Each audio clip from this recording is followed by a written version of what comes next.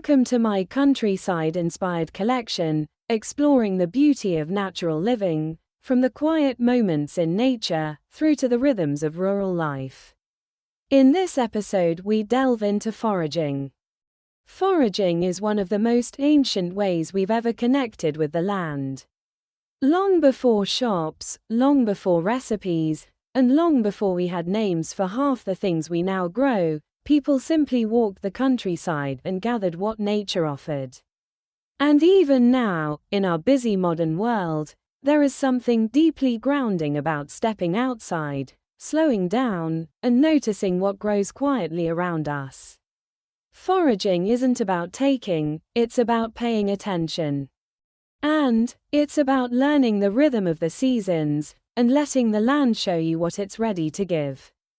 In early spring, the countryside begins to wake. The hedgerows soften with new green, and the first edible plants push through the cold soil. This is the season of fresh, bright flavors, and young nettles appear in clusters, their leaves tender and full of nutrients. You pick them using gloves, and once cooked, they lose their sting completely. Wild garlic carpets the woodland floor, filling the air with its gentle scent. Its leaves are soft and mild, perfect for soups, pestos, or simply stirred into warm dishes. Cleavers, those sticky little plants that cling to your clothes, can be gathered too. They make a refreshing spring tonic when steeped in water. Spring foraging is all about renewal, about gathering the first signs of life after winter's long rest. And as spring deepens into early summer, the hedgerows become generous. Elderflowers open in creamy clusters, their scent drifting on warm breezes. These delicate blossoms can be turned into cordial, syrup, or light fragrant teas. Meadowsweet begins to appear along paths and riverbanks, its frothy flowers carrying a sweet, almond-like aroma. And in sunny patches, you'll find young sorrel leaves, bright and lemony, perfect for adding a little zing to salads. Summer foraging is joyful. The days are longer, the paths are drier, and the countryside feels full of possibility. By high summer, the land is at its most abundant. Berries begin to ripen, wild strawberries hiding close to the ground, raspberries tucked into brambles, and the first hints of blackberries forming on thorny stems. This is the season of color, reds, purples, and deep greens. You may find wild mint along stream edges, its scent rising as you brush past. Meadows are dotted with edible flowers like red clover and daisies, gentle additions to salads or teas. And if you walk through woodland, you might spot chanterelles or other summer mushrooms, though mushrooms always require careful identification. Summer foraging is vibrant, warm, and full of flavor. Then comes late summer, tipping slowly into autumn, the richest season of all.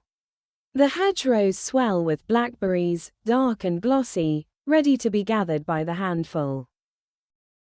Rose hips glow bright red, full of vitamin C and perfect for syrups or teas once the seeds are removed.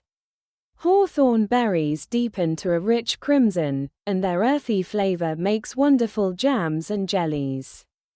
Hazelnuts drop from the trees, and if you're lucky, you may find them before the squirrels do.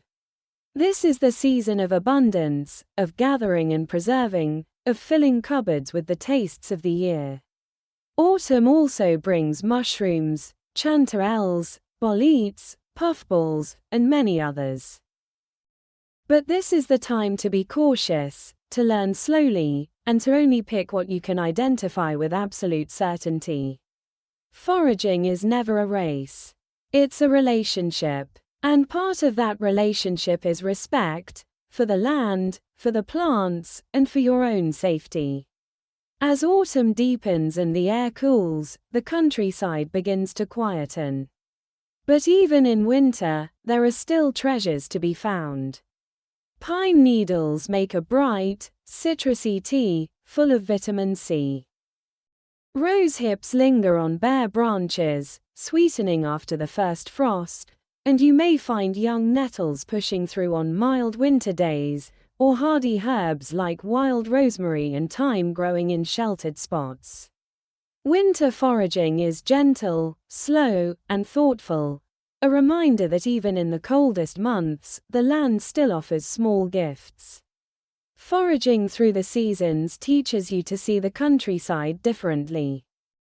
You begin to notice the small things, the shift in color, the scent of wet earth, and the way certain plants return to the same places year after year.